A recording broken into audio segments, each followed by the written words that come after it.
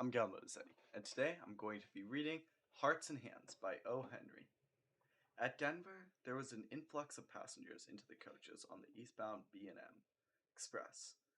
In one coach sat a very pretty young woman dressed in elegant taste and surrounded by all the luxurious comforts of an experienced traveler.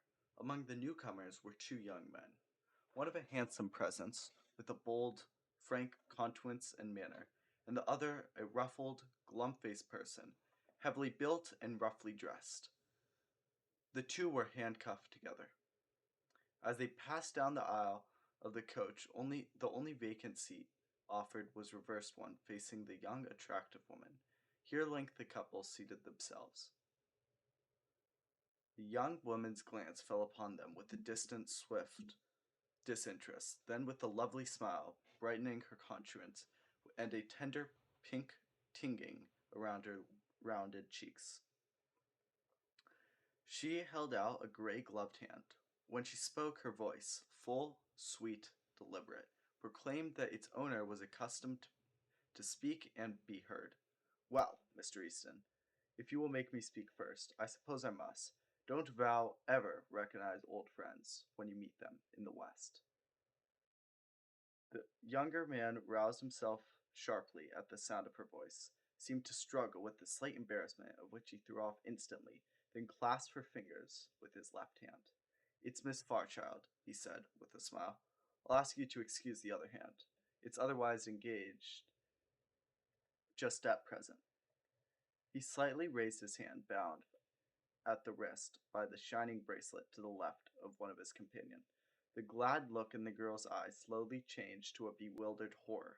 The glow faded from her cheeks. Her lips parted in vague, relaxing distress, horror. Easton, with a little laugh, as if amused, was able to speak again when the other forestalled him. The glum-faced man had been watching the girl's countenance with veiled eyes from his keen, shrewd eyes. You'll excuse me for speaking, miss, but I see you're acquainted with the marshal here. If you'll ask him to speak a word for me, when we get to the pen, he'll do it. It'll make things easier for me there. He's taking me to Leavenworth prison, and 7 years for countering. Oh, said the girl, with a deep breath returning color. So, that is what you're doing out here. A marshal. Dear Miss Fairchild, said Easton calmly, I had to do something. Money has a way of taking its wings unto itself. If you know it takes money to keep step with our crowd in Washington.